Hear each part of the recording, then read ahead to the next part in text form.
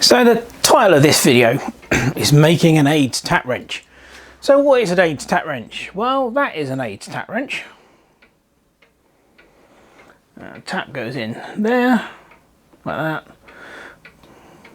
There's a little grub screw to hold it in place, and it's ideal for, you know, little tiny taps. Like this is 10BA. This one was made specifically for my 10BA taps. By way of explanation, I'm sure he won't mind me calling this ADES tap wrench. I'm a big fan of ADES Workshop, the YouTube channel, and just recently ADES has been doing a build of a Stuart Models S50 model steam engine from castings, and he had to do some, I think it was 7BA taps in the base, taps and 7BA holes in the base. So he made up something very, very similar to this in order to fit the 7BA tap in, which will allow him to easily tap these holes. And I thought this was just a brilliant idea and decided to make my own. In fact, I intend to make 2 or 3 of them, because obviously these are the hole size at the end is very specific, so you know that will only take certain taps of a certain size. So I need one. That one will take 10BA. I want one for my 8 and 6BA taps as well. Anyway, he knocked this up. He didn't basically show you him making this, because he was obviously the video is about the steam engine build, not the building the tap. But yeah, it's very, very simple. Just a piece of 1-inch brass bar stock and a few machining operations. And I've modified my design slightly compared to his. He had the grub screw through the knurled part here, and I just thought it would be better down there. When with a small tap, you've got plenty of meat in this lower part here to actually still put a grub screw in. So that's about all I've done. Other than that, it's exactly the same as what he did. So there you go. That's an ADES tap wrench. Let's get on and make one. Okay, so we're on the Walker lathe, and this is the first operation in making ADES tap wrench. So I've got the ER40 collet chuck on the lathe. I have got the correct size collet for my 25mm brass bar. So we're going to stuff that in there. Now, the spindle hole is not large enough to allow 25mm bar to go through, but it goes in far enough, so we've got plenty in there. And very small overhang, particularly on a part, you know, that's 25mm. So obviously the first job here is to face off. I'll bring my facing off tool in, find the high spot on the bar, which is about there. There we go. Yeah. There we go. Lock the carriage. Check our speed, and we are looking at brass. So that's 4 3's 1200 RPM divided by 1200 RPM. So we can run this nice and fast, which is great. So safety goggles on as always, and let's have a close up on the old bit of bar there. There we go.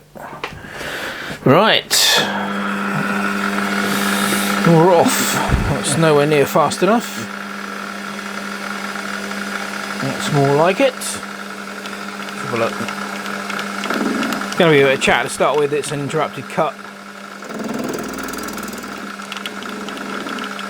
This has been a rough sawn bit of brass.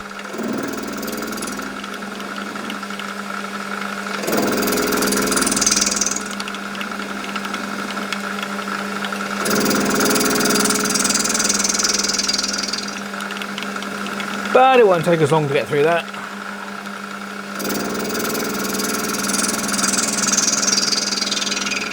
Okay, so that's that done. So now we need to center drill the end. I've got a small center in there. And interesting point here. As you can see, I'm using a collet chuck in the tailstock, and there's no drawbar on this. And for small drilling work, center drilling and small drilling work, the Morse taper is more than adequate. in holding the chuck in place without any kind of drill bar. You just don't need it. So let's center drill this, tail stock.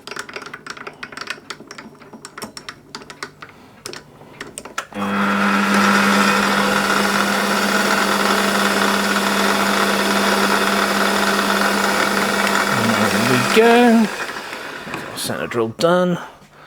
And then we'll swap that out for 332, which is the size of the diameter of the 10BA tap. Okay, so I've swapped out the center drill for a 332mm drill.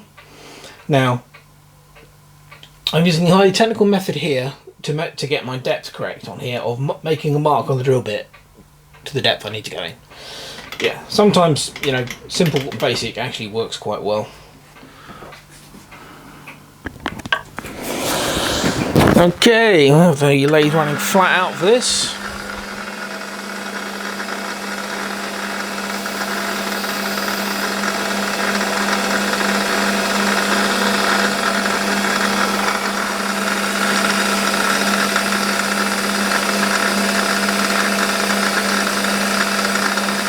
Yeah, brass is very nice metal to drill.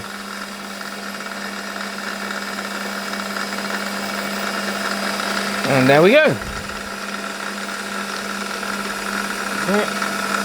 That's our hole done. So next I'm going to swap out the my facing off tool for my normal machine tool, and then we'll mark this up to the depth that I want to reduce. Okay, so I've got a normal standard turning tool in there. I've got my poor man's DRO here, digital micrometer. Now I set this to 15mm, which is the diameter I want to turn this down to, zeroed it, and then wound it out. So I now know that I've got to take off 393 thou to get it down to 15mm. And as mine is a imperial lathe, we have to work in imperial if we're going to use the dials here. So 393 thou, so let's get it going. Let's slow it down a bit. We want to go back to 1200 RPM. There we go. That's good enough. We'll just check that we are actually on 0 here. I think we are. Oh, it's making a scraping cut. Right, so. Right, stop it. See where we're at. 381, 382 thou to come off. Right, so that's good. So I know what I'm doing. Let's try a nice big cut to start with. It's 40 thou cut.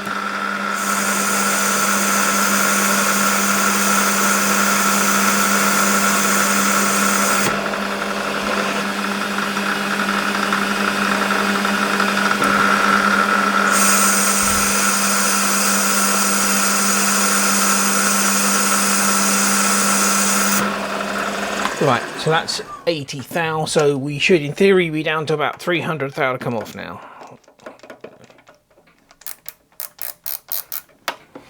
Yeah, not far off. Right, I'm going to keep going with this and I'll bring it back when I'm, you know, pretty much near the final diameter. Okay, we're nearly there. I've got another 13 thou to take off, which should be about there.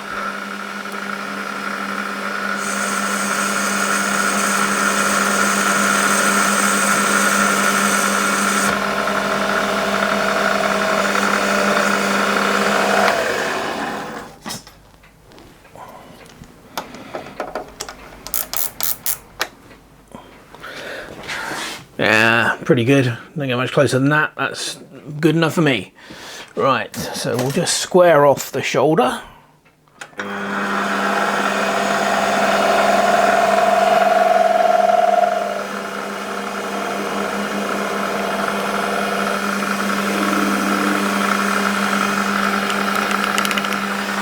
Job done. Okay, so the next thing I think we need to do is a cross drill for the grub screw. Well, I'm sure you guys have all seen my cross drilling setup before. So we've got a chuck mounted in this block, which is at right angles to the center of the spindle. So you get dead spot on holes right in the middle every single time. A flexible drive down to an old Black & Decker drill there, which works fine for, I only ever do small hole drilling cross drilling. So this. I think this will go up to 6mm. This chuck. So yeah. So yeah, let's get on with it. I'll close in a little bit on that so you can see what's going on.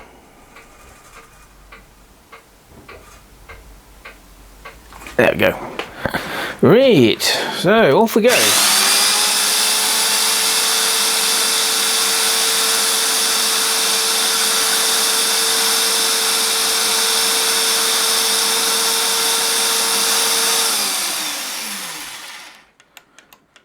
Right, so now I've got to do is change the drill out for the appropriate tapping drill for 4mm, which I think is 3.3, and we're good to go. Another good little workshop tip here. I need a 3.3mm, which is tapping drill for 4mm thread. Now, I don't have a 3.3mm drill. Obviously, it's quite an odd size. So, good workshop tip. Get yourself a good set of number drills. Because they go up in very small increments, you can quite often find something very close to what you're looking for. Obviously these are number drills, so they're imperial, but you know, you can quite often find something very close to what you're looking for in this set if it's an odd drill size. Now, number 30 is about just over 3.2mm, which is a little bit undersized, but that will do fine for what we need. Right, number 30 drill's in place. We're ready to go.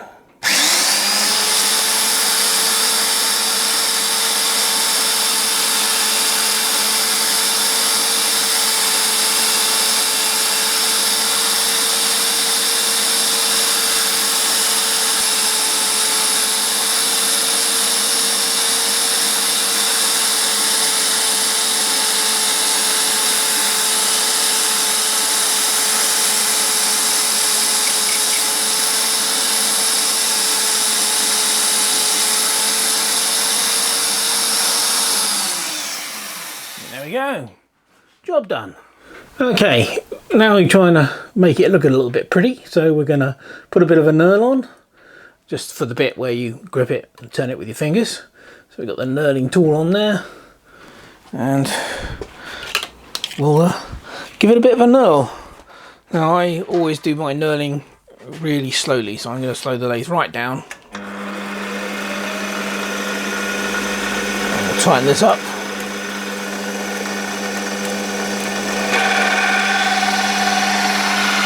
Too fast.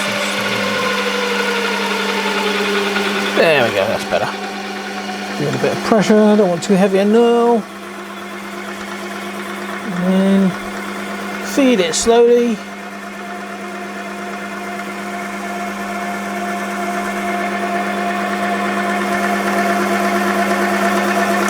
So now how close we get to the collet chuck.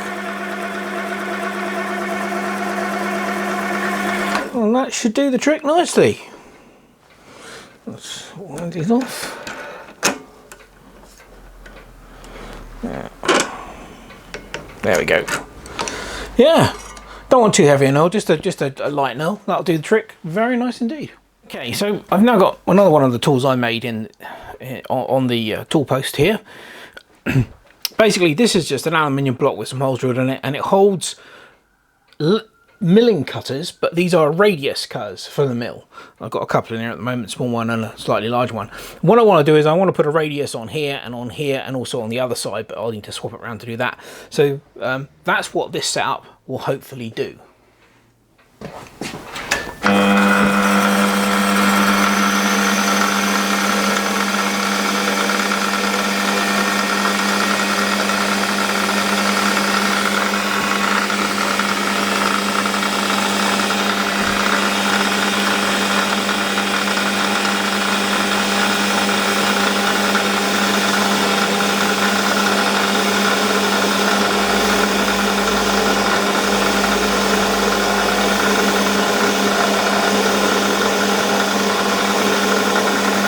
Don't want too much of a radius on this, just a small one.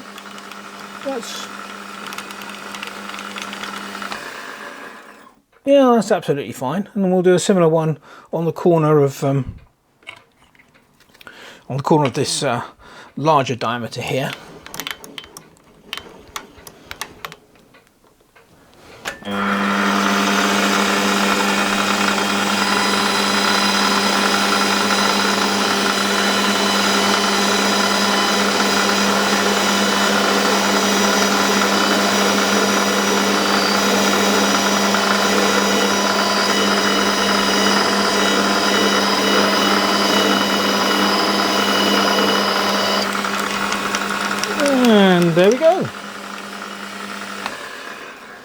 basically job done. I've still got to tap that hole for the grub screw. What I'm going to do now is part it off, and then we'll put a smaller collet in the collet chuck and hold it on this part so that we can clean up that face. Okay, so we've got the parting off tool in here, and we're going to part off this. Obviously, this being brass, it's quite soft, so parting off isn't too much of a problem. But what I will say is that my good friend Rob over on the Zanudu YouTube channel, he recently did a brilliant video about basic tooling for beginners to lathe work, and we were talking in the comments about this, and I completely agree with everything he said. I had a lot of trouble when I first had this lathe with parting off tools. I just couldn't get any that would work reliably. I had a lot of chatter no matter how tight I fixed them down, and basically what I ended up doing was this parting off tool I've got in here is the top hat type. So basically the blade is out to the side of the tool post, and there is a lug which is clamped into the tool post. It's much bigger parting off tool than you would normally have on a lathe like this, but with parting off tools, more than anything else, you need rigidity. So I would say go for the biggest parting off tool that you can actually fit in your tool post and still get the tip on center, because this one finally works, and it does a damn good job. You still get a bit of chatter occasionally, but you know, that's unfortunate, but it does happen. But it does work well. So as you can see, no noise going in there, really nice. I'm running at about 680 RPM, something like that, 700.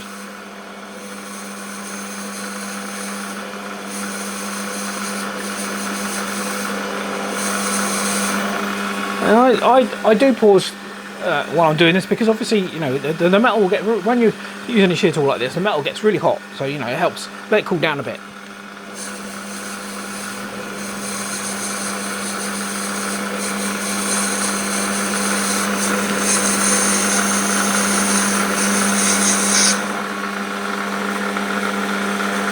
Not far to go now.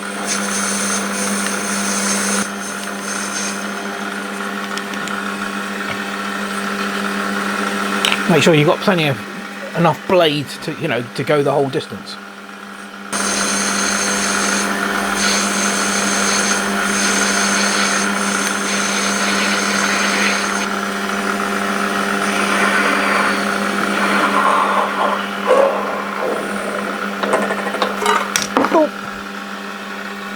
There we go. I obviously haven't got it quite on centre because a little tiny weeny nub in the middle still left there. But no, it gets the job done. Now I'll change the collet for one that fits this end, and then we can finish off this end of the tap wrench. Well, I've actually changed out the chuck, the ER40 chuck, for an ER32 chuck.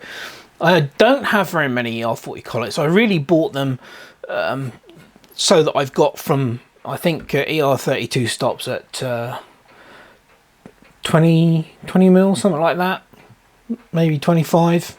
Anyway, the ER40 collets I've got simply go from the end of the ER32 range up to 30 mil, which allows me to hold 30 mil, up to 30 mil bar stock, which is great.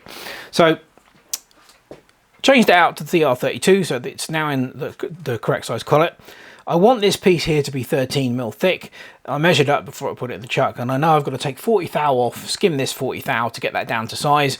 Then we've got to put a radius on here, and the last operation will be to put use a center drill to put a point in the back here for a tap follower, should we ever need to use one.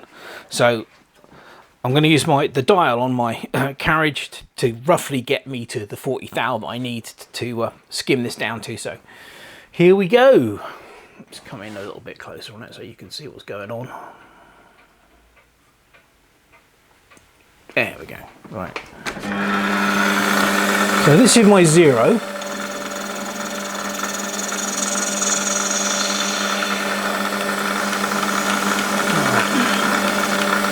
And you want to come this way a little tiny bit.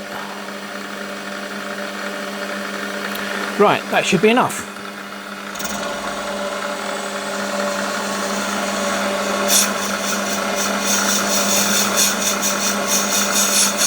$40,000 meaty cut, but it's not a problem for this lathe. It can do that. It's only on brass.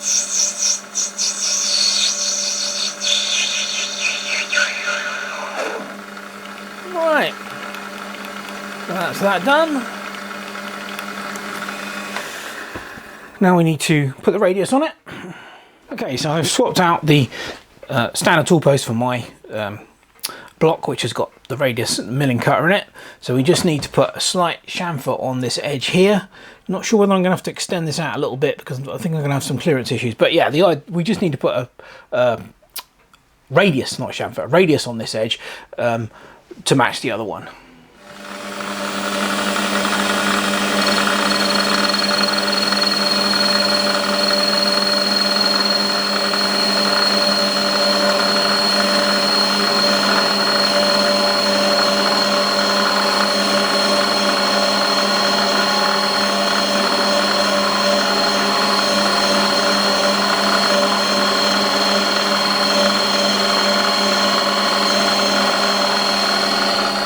There we go, what's that?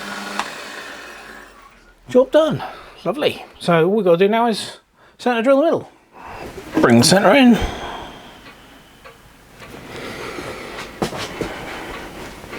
Yeah, you're not going to see much because unfortunately I can't get the camera in at the right angle for this, but let's get this done.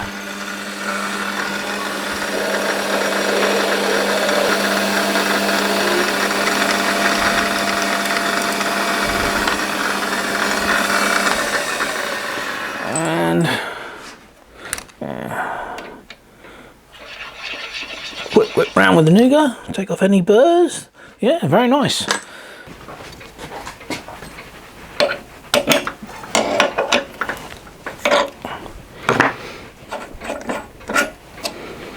So all we have left now to do is tap that hole for the grub screw and we're done. Right, we're done. So there it is.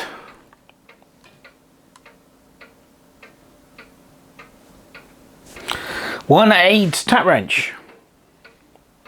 Now I have deviated very slightly from ADES original in the fact that I put the grub screw in this part rather than the handle bit, because then you know this is nice and smooth all the way around with just the knurling on it and there's no hole. Just feels nicer, I think. But yeah, I'm sure ADES won't mind me modifying his design slightly. And then there's the end there for the tap follower. So yeah, there you go. Quick and easy project to do in the lathe. That probably took me, I don't know, hour and a half, 2 hours maybe tops to do that. But yeah, works out really well. Now I'm going to make another one for my 6, this is a 10 BA tap in here, 6 and 8 BA taps. It's identical, but it'll just have a slightly different hole size. Okay, that's it for now. All I've got to do now is clear everything up. I hope you've enjoyed this video on making an ADES tap wrench. It's a very simple project, anyone can do it, and you know, you're using your lathe to make something which will be really useful. So hope you've enjoyed the video. Thanks very much for watching. Cheers.